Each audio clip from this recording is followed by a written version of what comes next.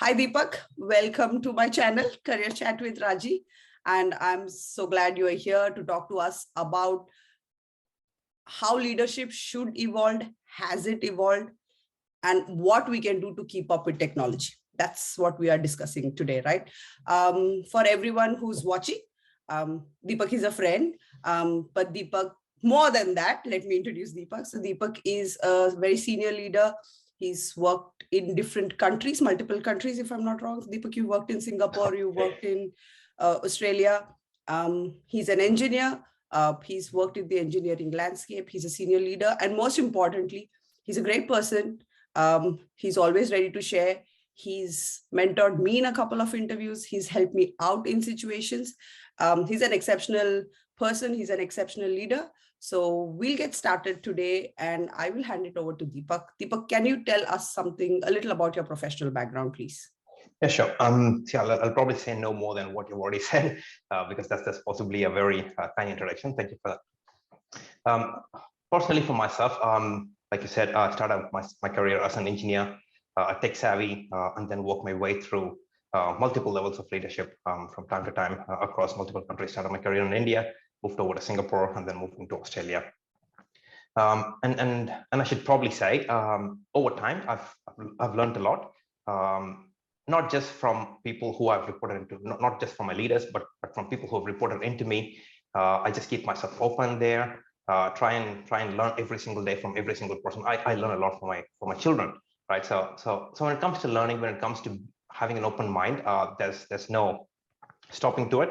And the more you're willing to learn, the more you can adopt and become a better person first, and then a better leader next. And I'll probably just go with my formal introduction of what I usually do in my meetings. I always start with saying my team looks after the engineering side of things. We build pipelines, we build engineering, and tons of other things. And my responsibility is to look after the team. So that, I think, is probably how I'd like to place myself here. All right, awesome. So we'll get started into the questions. So I have a list of questions here that we want to address. So let's start with, how do you look at leadership and how do you define leadership? What does leadership mean to you personally? Yeah, sure. And I'll probably just bring the tech world in as I answer this question as well. That's because in tech world in particular, or probably in any other industry as well, there are always two facets to it. And it's a very delicate balance. You need to be an expert in whatever that field is. In this case, it's not technology or engineering. And at the same time, you need to understand people's side of things. And oftentimes, I have found that some of us, or most of us, I should say, are good in either. And how we try and understand the gaps in the other side is what will go on to define what we are as a leader, both to ourselves, to our organization, and to the people who report into us. And that, to me, I feel is really, really important. That's because when we talk about technology, or when we talk about whatever expertise you need to have for that particular field, it's important that you quickly adopt, particularly because the world is changing quite fast.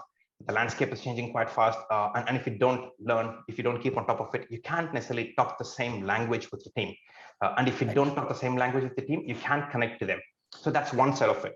On the other hand, if you don't understand your people, if you're not sensitive to them, and if you're not considerate to their needs and wants, you end up losing that sort of things. And the last thing you want is a disengaged team. So it's going to be a very delicate balance. And what I've recently found is, or what I've actually understood or realized, is that over time, everything has evolved. The way things have worked in the world has changed a lot, but the concept of leadership for some reason has stayed stagnant. We haven't necessarily taken a deeper look into how we could evolve it, how we could become better leaders, etc. And that's something that we would probably want to work on. So based on what you just said, I have two questions leading out of it. One is, you just said, right, we need to be able to talk the same language that the engineers speak. Now, technology evolves at enormous speed, right? It's exponential growth. Like even in the last 10 years, we have seen a lot of changes. It is hard for the engineers to keep up with it. But usually when I'm an engineer, probably following a very, like I'm a developer, I'm following some technologies. With a leader, you don't know which team, which space, which area what business you are leading. How does a leader keep up with technology? Because I'm at the end of the day, as a leader, I do not do the hands-on or the delivery or the execution of the work, right? So what do you think, how much should a leader know?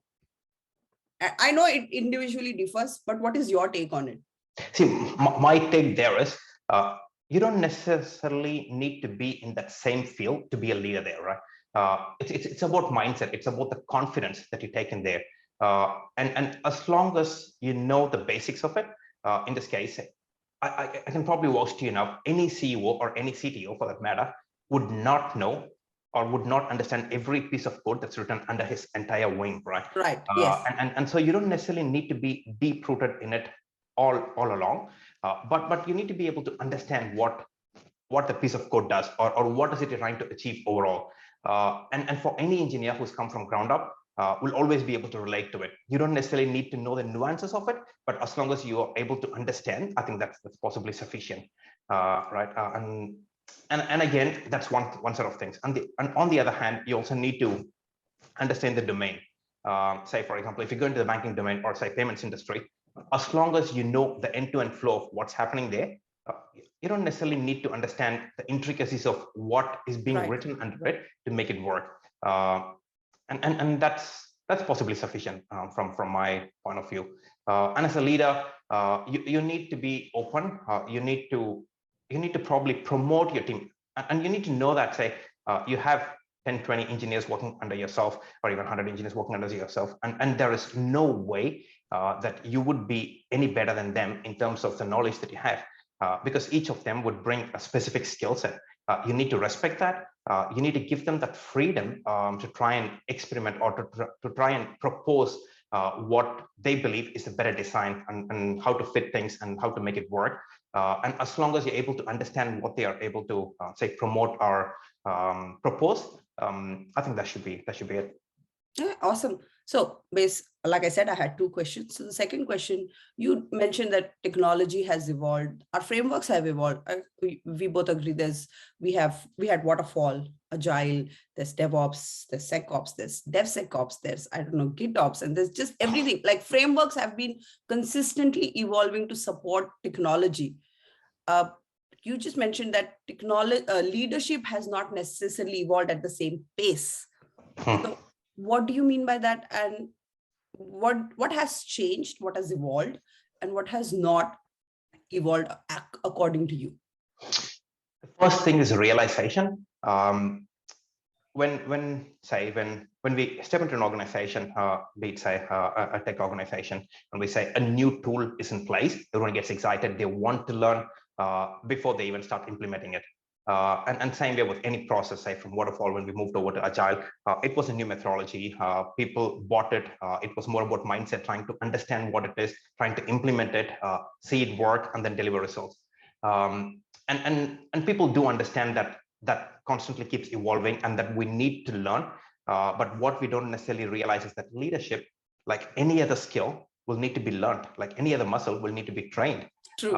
We don't necessarily have specific courses, or specific people, or say majority of us do not necessarily understand leadership that way. We believe it just comes automatically. Yes, that's it's right. not necessarily climbing up the ladder that makes you a good leader. It actually is trying to understand what is required for that particular point in time to be a good leader.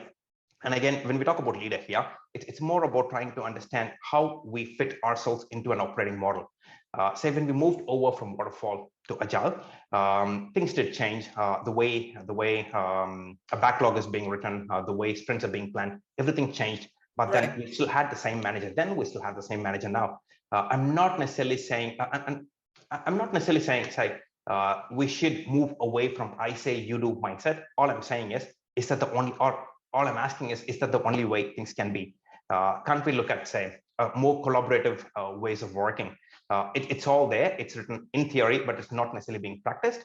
And that's what I want to change, right? It's more about trying to understand what is possibly the best way we could lead an organization into giving better success.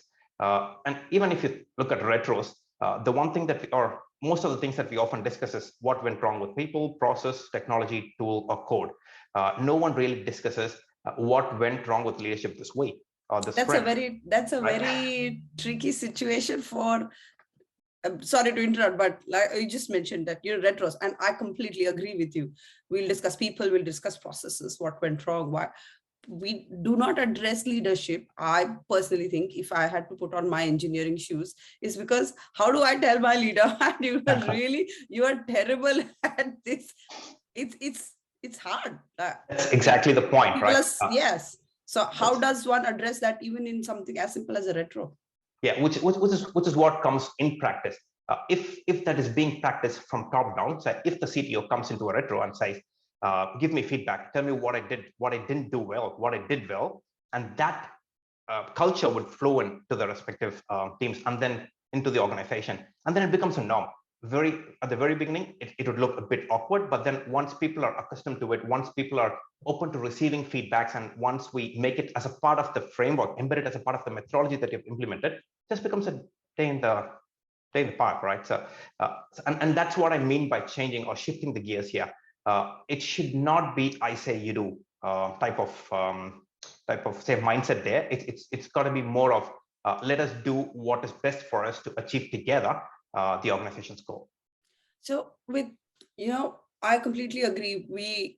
People get into leadership positions without a lot of training, or, if you had a mentor, you're one of the fortunate people, right? You had a mentor to groom you into that position, and you had a mentor to coach you while you were doing that position. It's almost like, you're thrown into the deep end of the pool, figure out how to swim. It's in a lot of cases, it's that.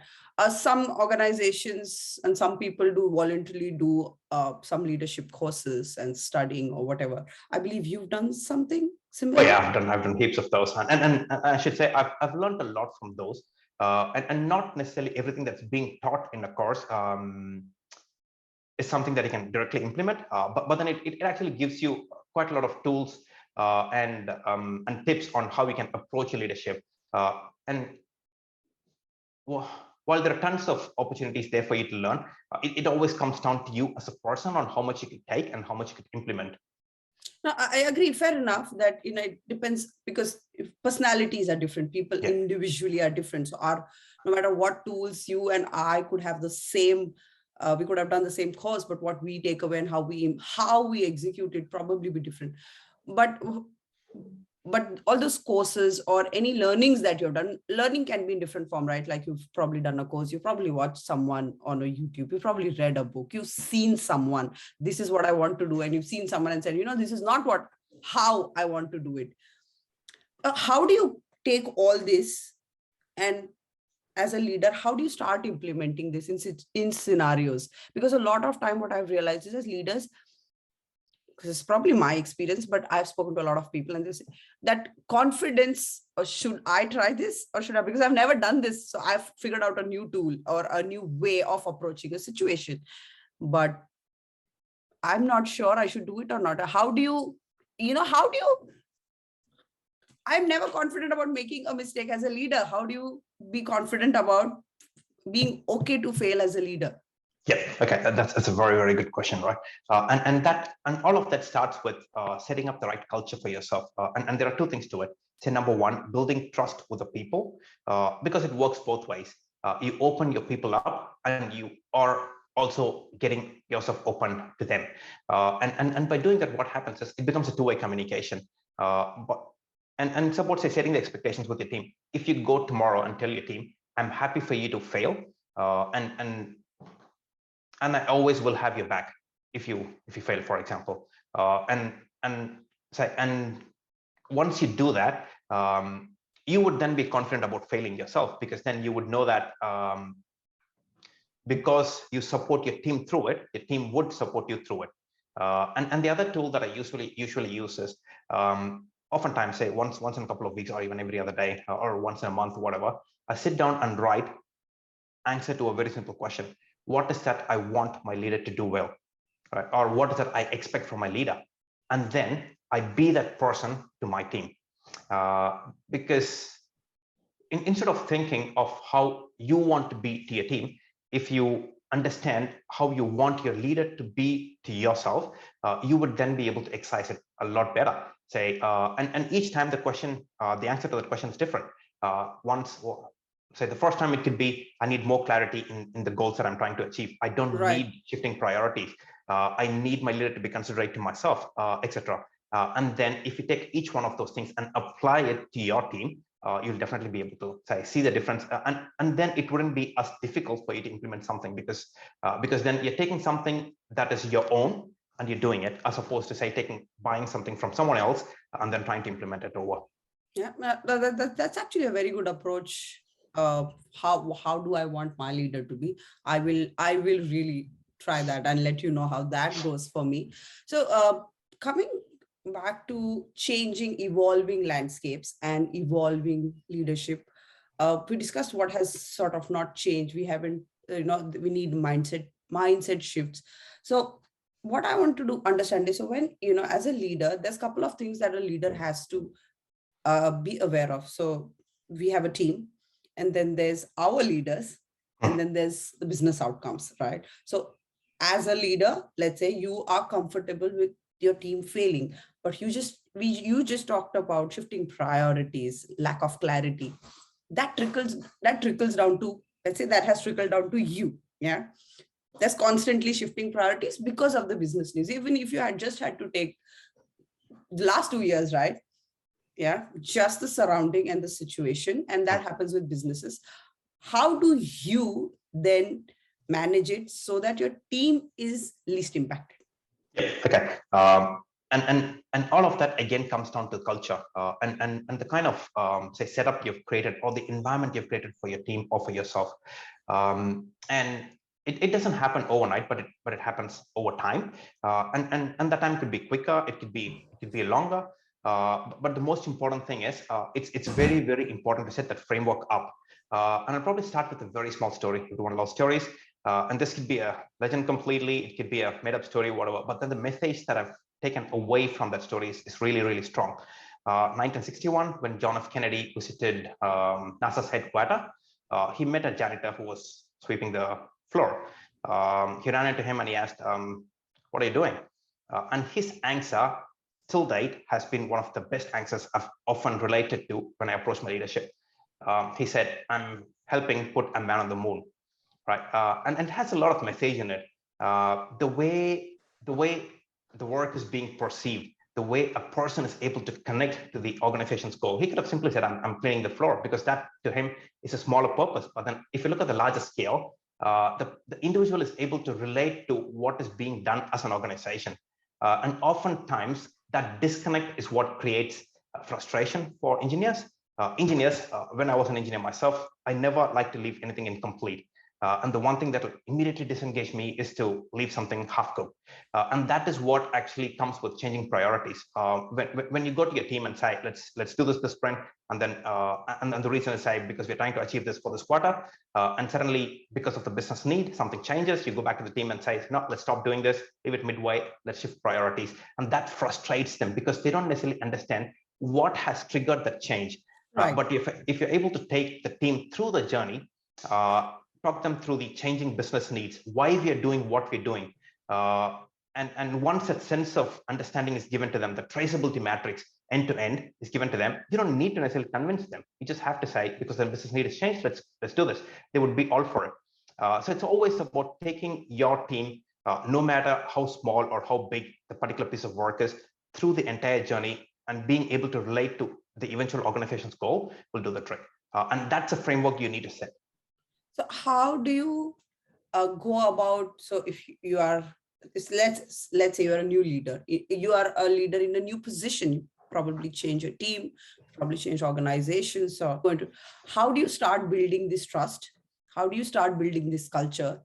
Because an organization always has its own culture as well, right? If you've worked in different organizations, cultures are different, no matter it's the same people or different people, cultures. How do you go about creating that culture for your team within that bigger organization? Yeah, communication is the key there. For anything to be successful, you always need to communicate well. And when I say communication, it doesn't necessarily mean us speaking, say, volumes and volumes of inspirational stories, etc. It just comes down to basic understanding of what is that you bring to the table, what you expect from your team, and most importantly, why you're here, and what is that you'd be doing for the next period of time. It could be the next 90 days, could be the next quarter, or could be the next full financial year. And the way I always approach things is that I first try to, my first full week, if it's a new job, if it's a new role, I always try to understand what is that we're doing to help achieve the business goals, either for your manager directly or for your CEO or even CTO.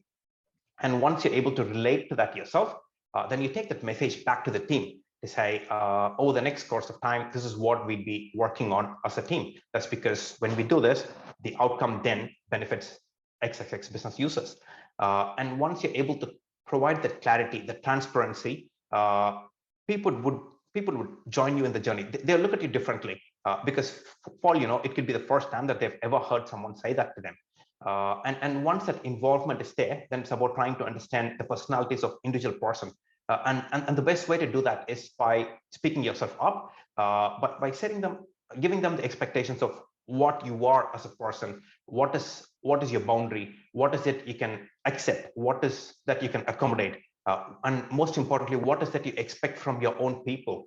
And then once that initial setup is done, then move on to the next step to say, what is that you want your people to do, and try and learn their expectations, their understanding.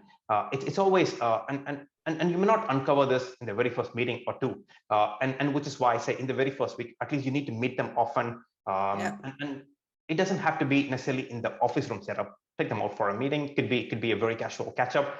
Set up a few one-on-ones. Understand each individual personally, and once that initial communication is done, once that initial trust and relationship is established, and from there on, everything just picks up automatically.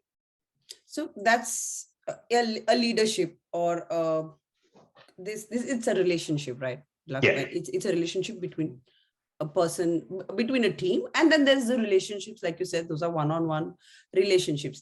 As an engineer and as a manager, leader, how you want to call it, I've always felt that we put a lot of onus on the leader.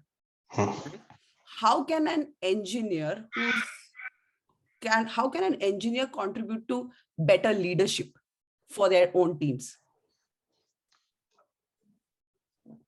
An engineer plays a very, very important role in the whole thing, and oftentimes they actually forget it, right? Which is why that's right.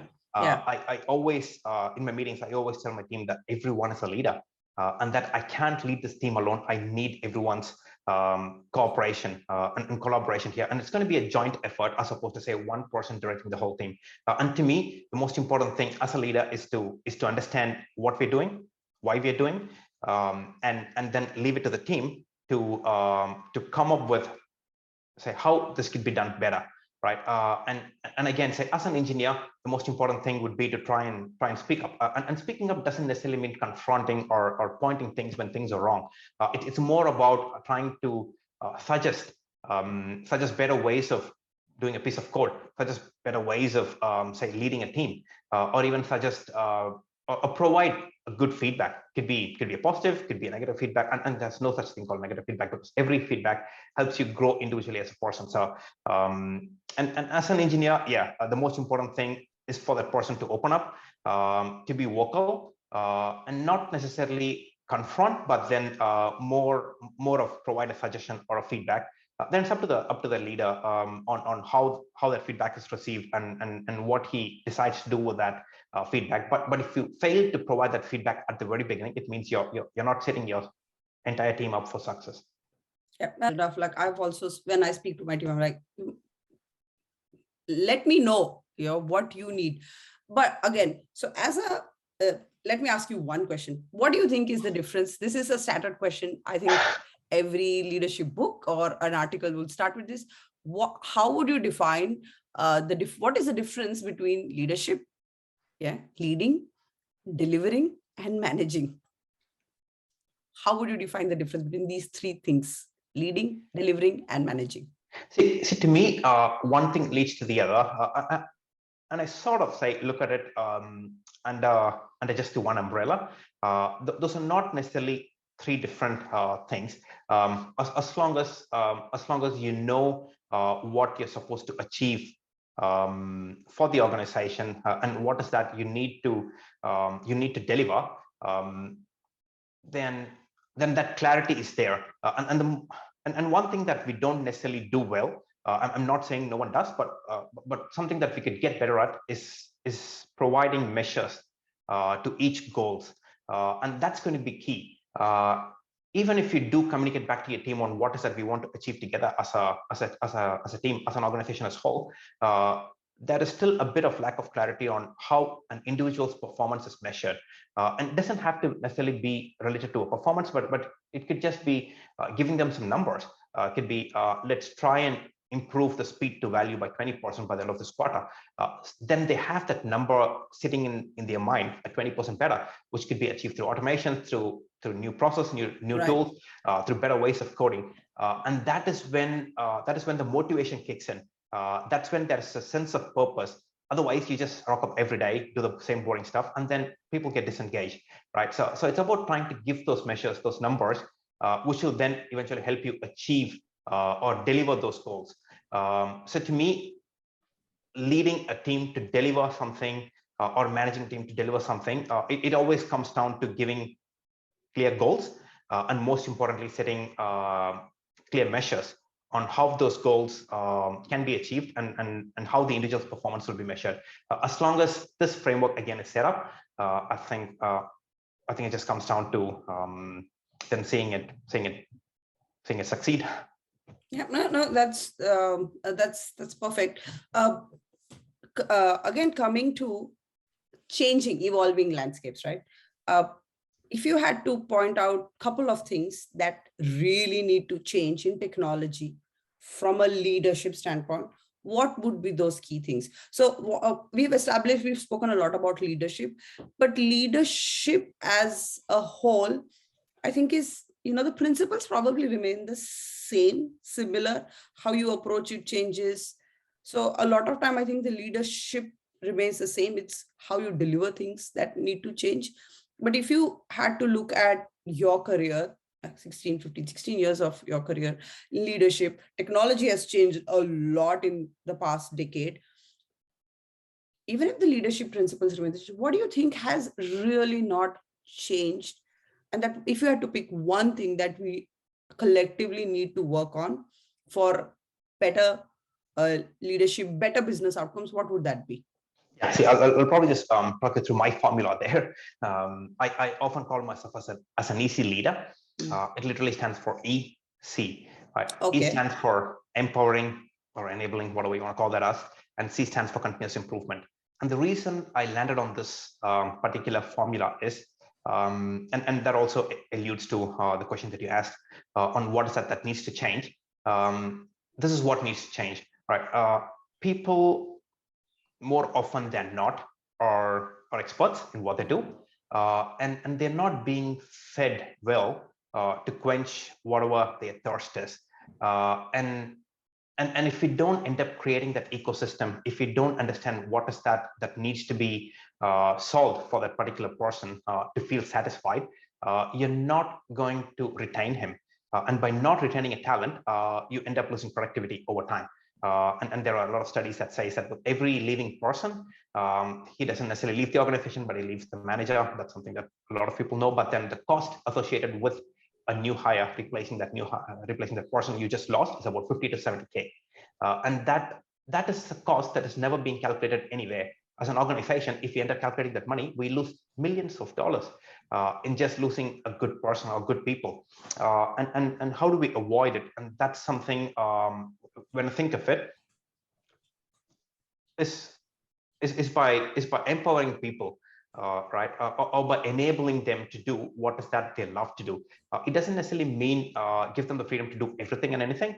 It's about trying to give them a small blast radius, helping them fail fast, and at the same time giving them that sense of ownership or accountability to try and experiment something new, or to try and bring their knowledge, or to try and bring their expertise in and more often than not, you wouldn't necessarily see that as a failure. You would end up achieving something better, and that's what I mean by E. And C stands for continuous improvement. And again, there are a good percentage of people who get easily bored with repetitive work, Yeah. or there could also be a lot of engineers who sort of get into their comfort zone or not necessarily pushing themselves. And the C actually helps both of that group by continuous improvement, by talking through continuous improvements, by trying to get better every single day, every single sprint, by addressing it in every single retro. You actually try and bring the best out of both worlds, and you constantly keep motivating them to perform better than what they did in the previous sprint or the previous week.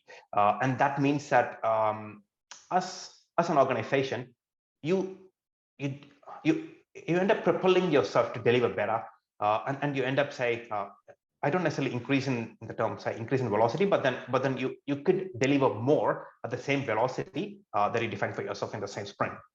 And that's what contributes to say speed time reduction, or cycle speed time speed to market increase, or cycle time reduction there. And to me, that is what hasn't necessarily changed. Leaders often want to deliver to the milestones that was defined to themselves from senior leadership, Right. and they take that innovation away in the business of trying to deliver something faster. But again, if you set the framework up, if you somehow manage to accommodate this continuous improvement as a part of your sprint planning, and that would do the trick for you. You don't necessarily have to change anything differently. You don't have to do anything say extravagant to try and keep people motivated. Just apply these simple formulas, very simple tools, and you could try and keep getting better with every sprint that passes by. That's very helpful. Saying about continuous improvement, we stitching continuous improvement into the sprint so that we have that bandwidth for innovation. Because what you just said is right. There's so much pressure to deliver because it's a business. At the end of the day, it's a business, and it's a business outcome that we're delivering as a team. So it becomes so much pressure. We are all running behind just delivering that outcome that we forget continuous improvements, learnings, innovation. And that's why I think a lot of us do get demotivated, or like, yeah, I'm doing the exact same thing over and over again. I don't get to try. Yeah, and it tires people out. Yeah, it tires people out. It tires people out. Do you think, I didn't want to keep you for so long, but do you think when people are engaged, we can't, if we're talking about leadership, I don't want to not talk about remuneration or money, yeah, the financial angle of it. You said when we lose an engineer, when we lose any person, that does not matter, engineer, it's a loss to the organization, it's a loss to the team, financially and intellectually, in every way.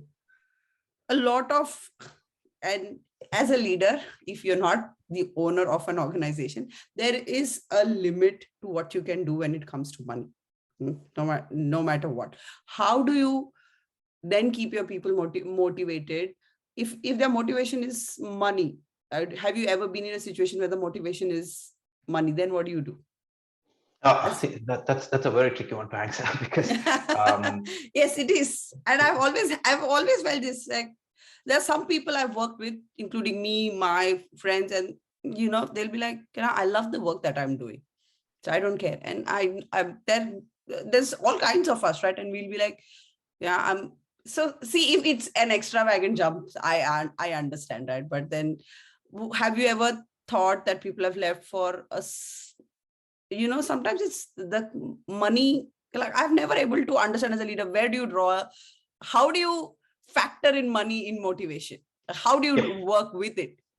And again, it's I've met people who have stayed with me despite being offered more money than I could possibly give them, and the way I've managed to hang on to them is by constant rewards. And when I say reward here, it doesn't necessarily say mean any monetary benefits or say any physical gifts. It's more about what they had to learn, and the kind of ecosystem that I had created where they could express themselves there's always going to be the question of what's in it for me. It could be it could be either a horizontal growth, a vertical growth, some sort of growth in some manner. No one likes to stay at the same level forever in their life, and their lifestyle needs to change. They need to take some satisfaction back home for them to be a complete individual. And the only way to keep an employee or an engineer happy is by constantly feeding that thirst of what they're trying to achieve. And this could happen, and this could possibly be done by understanding their roadmap.